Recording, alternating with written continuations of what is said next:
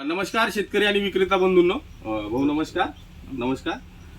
तर आपण आज अकोला जिल्ह्यातील तेलारा मार्केट आणि संग्रामपूर मार्केटच्या मधोमध बॉर्डरवर आलो आहे.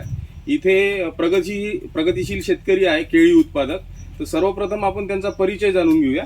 दादा नमस्कार, आपला परिचय सांगा. दादा मी ज्ञानेश्वर कृष्ण ढाव, तसं प्रॉपर गाव माझं काकनवाड आहे, राहणं तेलारा आहे. बरोबर. आणि बॉर्डरवर आहे, बुलढाणा आणि याच्या बॉर्डरवर शेती आहे. बरं. अकोल्याची. ज्ञानेश्वर भाऊ, तुमचा मोबाईल नंबर पाठ आहे का? हो, सांगा बरं तुझा. 93 099 92 654. बरं.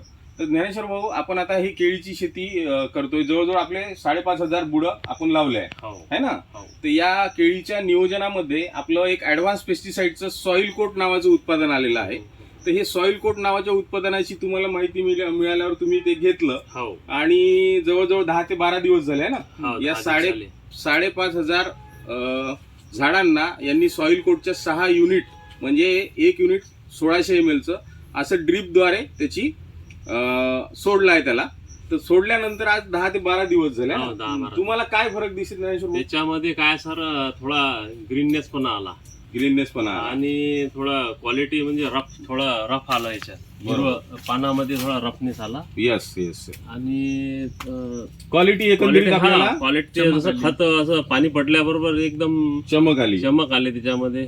आणि तुमचं काय मत पडते दादा? हे यांचे चिरंजीव आहेत ज्ञानेश्वर भाऊचे. नमस्कार. यामध्ये काय होते, जे आपण खतं सोडलेले आहे ते सर्व कॅचअप करून घेते आणि याला चमक आली एक वेगळ्या प्रकारची. आणि थोडी चमक आली आणि लांबी तर आहेच.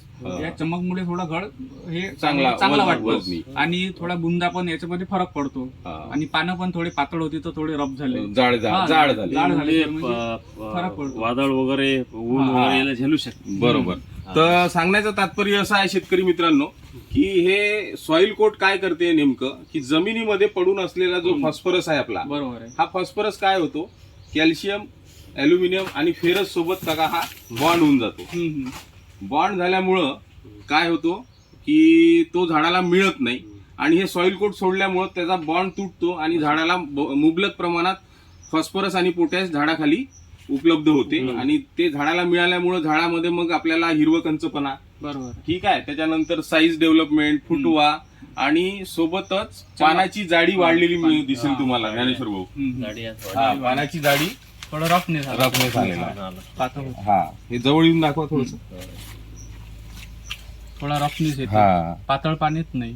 तर हे पानाची जाडी वाढल्यामुळे काय होते, जो नैसर्गिक ताण येतो, म्हणजे जास्त पाणी आल्यामुळे ताण येतो किंवा कमी पाणी आला तरी ताण येतो, हा ताण नाहीसा होतो. एकंदरीत आपल्याला केळी उत्पादनाच्या दृष्टीनं हे प्रोडक्ट खूप महत्वाचं आहे. किंवा इतर पिकांमध्ये हे उत्पादन चालते.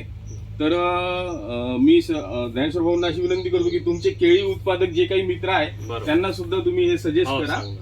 आणि एवढं बोलून धन्यवाद. अधिक माहितीसाठी आमच्या ऍडव्हान्स पेस्टिसाइडच्या YouTube, फेसबुक आणि इंस्टाग्राम चॅनलला लाईक आणि सबस्क्राईब करा. धन्यवाद. नमस्कार.